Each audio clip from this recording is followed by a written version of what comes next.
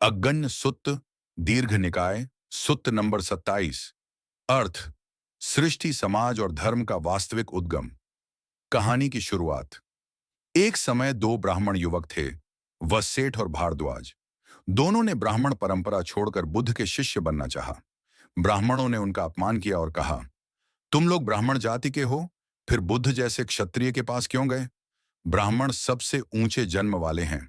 आहत होकर वे बुद्ध के पास पहुंचे और बोले, भगवान, ब्राह्मण कहते हैं कि वे जन्म से श्रेष्ठ हैं। कृपया हमें सत्य बताएं। बुद्ध का उत्तर, जाति जन्म से नहीं, कर्म से है। बुद्ध ने शांति से कहा, वह सेठ, कोई भी मनुष्य जन्म से ब्राह्मण नहीं होता। मनुष्य अपने कर्मों से ऊंचा या नीचा बनता है। फिर बुद्ध ने उन्हें एक महान कथा सुनाई, जिसमें उन्होंने बताया कि दुनिया कैसे बनी और समाज कैसे विकसित हुआ। एक संसार का प्रारंभ, दुनिया कैसे बनी? बुद्ध ने कहा, बहुत प्राचीन काल में जब दुनिया नष्ट हो जाती है, महाविनाश, तो जीव प्रकाशमय, रूपहीन, उड़ने वाले होते हैं। वे दुख, भूख, क्रोध से मुक्त होते हैं। जब नया संसार बनना शुरू हुआ, तो ये दिव्य प्राणी पृथ्वी पर आए। धरती पर मीठे स्वाद वाली झिल्ली, स्वादयुक्त पृथ्वी थी। उन्होंने उसका स्वाद चखा और पहली बार लोभ उत्पन्न हुआ। धीरे धीरे उनके शरीर भारी हो गए, प्रकाश खो गया, अंधकार आया और मानव रूप प्रारंभ हुआ। यही पहली नैतिक गिरावट थी। 2, समाज का निर्माण, वर्ग कैसे बने?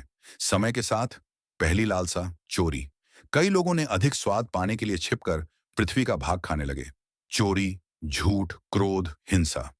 अपराध शुरू हुआ और नैतिकता घटने लगी। जब विवाद बढ़े, तो लोगों ने मिलकर एक बुद्धिमान व्यक्ति को चुना, जो न्याय करे और समाज को संभाले। उसे कहा गया महासम्मत, लोक द्वारा चुना गया शासक। यही संसार का पहला राजा था। उसकी उत्पत्ति किसी जाति से नहीं, बल्कि चयन और योग्यता से हुई। 3, वर्ण कैसे बने? बुद्ध ने बताया, एक क्षत्रिय शासक वर्ग, जो शासन करते थे, न्याय रखते थे। 2 ब्राह्मण, सीखने वाले, शिक्षण देने वाले, जो पढ़ते लिखते थे और अध्यापन करते थे। 3 वैश्य, कृषक, व्यापारी, जो खेती और व्यापार करते थे। 4 शूद्र, सेवा कार्यों में निपुण, जो श्रम और कौशलपूर्ण कार्य करते थे। लेकिन बुद्ध ने कहा, वत्सेठ, ये वर्ण जन्म से नहीं, बल्कि कामों के कारण बने। 4, श्रेष्ठ कौन है? बुद्ध ने गंभीर स्वर में कहा, वत्सेठ, कर्म से मनुष्य नीचा बनता है, कर्म से ही ऊंचा बनता है। जो सच बोलता है, करुणामय है, दानशील है, वही श्रेष्ठ है, चाहे वह किसी भी परिवार में जन्मा हो। बुद्ध ने घोषणा की, धर्म में कोई ऊंचा नीचा नहीं है। यही था बुद्ध का सिंहनाद, सबके लिए समानता का संदेश। अगन्य सुत्त का सारांश, एक समाज किसी ईश्वर द्वारा नहीं, बल्कि मनुष्यों द्वारा निर्मित है। 2 वर्ण, जाति जन्म से नहीं, बल्कि कामों से उत्पन्न हुए। 3, मनुष्य को उसके कर्म ऊंचा बनाते हैं, न कि वंश। 4, नैतिकता के गिरने से समाज पतन की ओर जाता है। 5, सच्चा श्रेष्ठ वही है जो सत्य, दया और धर्म का पालन करे। YouTube narration script. अगन सुत्त हमें यह सिखाता है कि दुनिया कर्मों से चलती है, न कि जाति या जन्म से। भगवान बुद्ध कहते हैं, मनुष्य अपने कर्मों से ऊंचा बनता है और कर्मों से ही नीचा।